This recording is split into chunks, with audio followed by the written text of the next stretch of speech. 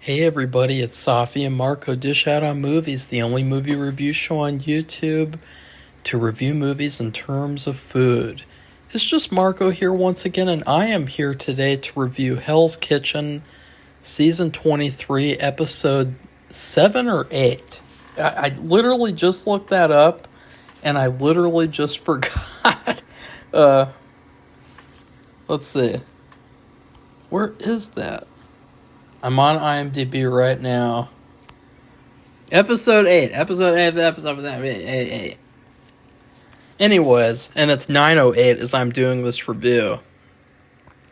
Anyways, Amanda is still feeling guilty about Anne-Marie going home, which I was kind of glad about because Amanda should have been the one who went home, and I don't know why Gordon kept her there. I thought that she obviously needed to go home last week. We got to learn that Anthony had oral cancer twice, and I think that it is a miracle that he got to be on the show, and I'm glad that he's doing okay now, because, the experience that he described sounds really scary, and it's honestly one of the better background stories that we've gotten for the chefs on the show. He's really like a character that you want to root for to succeed. And so, yeah. The teams play a fun game where they have to guess ingredients based on clues. And it was kind of like an overly complicated thing, but I thought that it was pretty fun. And then they had to assign the ingredients to each other's teams. Amanda burned her chicken during the challenge, and she thought that she was going to call it blackened chicken.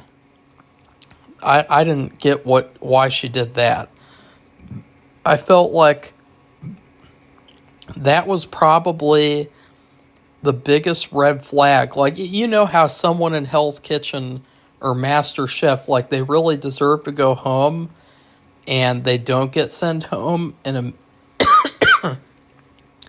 immediately in the next episode, they're making a mistake again, like a horrible mistake. That's what Amanda did in this episode. She made a horrible mistake, and I really feel like that should have told Gordon, like, hey, I should have sent that biatch home. Like, she's not a bad person, of course, but let's be honest. She should have gotten sent home. Lulu and Egypt clash over which dish won't be shown to Gordon.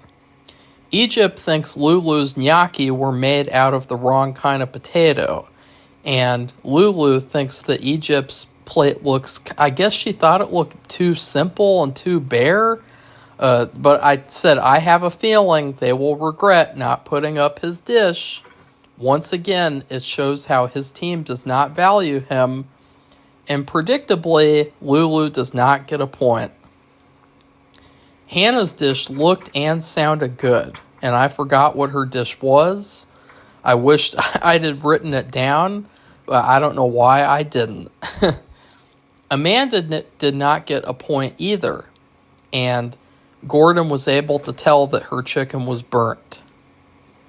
The point system in this challenge was weird too, because the team members had to go up against each other, and then their points counted against the other teams. Like, it was really weird how that worked out.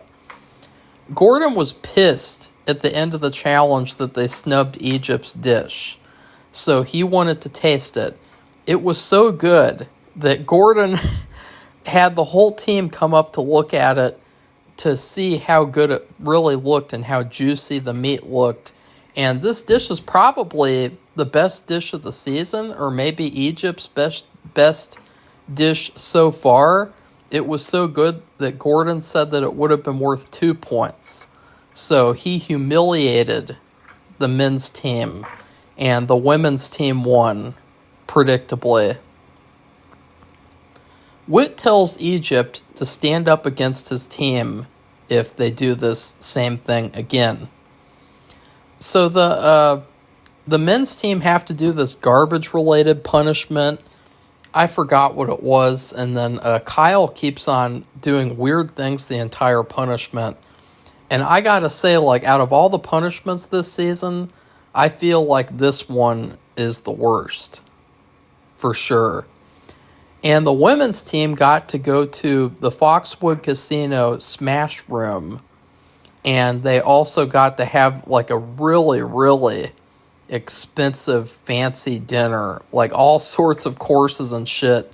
And it was brought up during this whole sequence that Anne-Marie is single. So just so you guys know, like I know that's news to me. So now I'm like,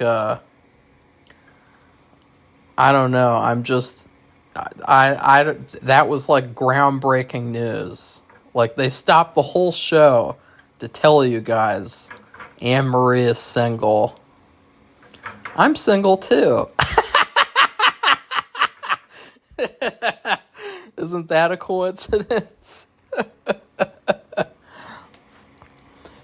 This season feels like the most overt advertisement for Gordon's Casino as well. Like, I gotta say, like, there have been so many rewards this year that have just been, like, things that you can do at the casino. It really, really feels like he's just trying to advertise for people to go to that place. And, like, yeah, I guess I could go to that place sometime. Like, I don't know why. Like, it really feels like just constant advertising this season, though. Does anyone else feel like that? Tonight they closed Hell's Kitchen for dinner service, so Gordon could make 5 of the chefs fight for their place in the competition. Gordon humiliated the men's team again by saying Egypt would have gotten the point. LOL. So yeah, he was so mad that he mentioned it again. That's why I'm saying, guys, Egypt's dish deserved the win. Anthony, Brandon, Lulu, Amanda, and Anne-Marie had to cook for their places. I was very shocked that Kyle wasn't forced to do this. They all have to cook lobster, which was the hardest thing to make last season. Lulu is making pasta again to make up for the gnocchi being terrible. And Amanda's lobster was raw, and she had to baste it until it cooked all the way through. Anne-Marie took all the way up until the last second to get her stuff on the plate. Definitely not a good strategy there.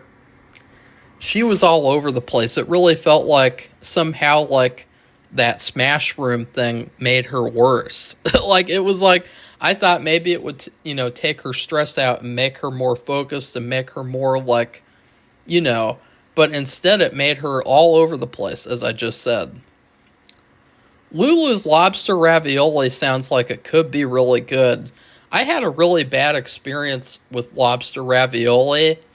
I was in Chicago, and I went to this really pretentious restaurant, and they gave me this big giant plate with this little tiny compartment in the middle, and it was just like 4 pieces of ravioli, and it was like the worst restaurant dish I've ever had in my entire life.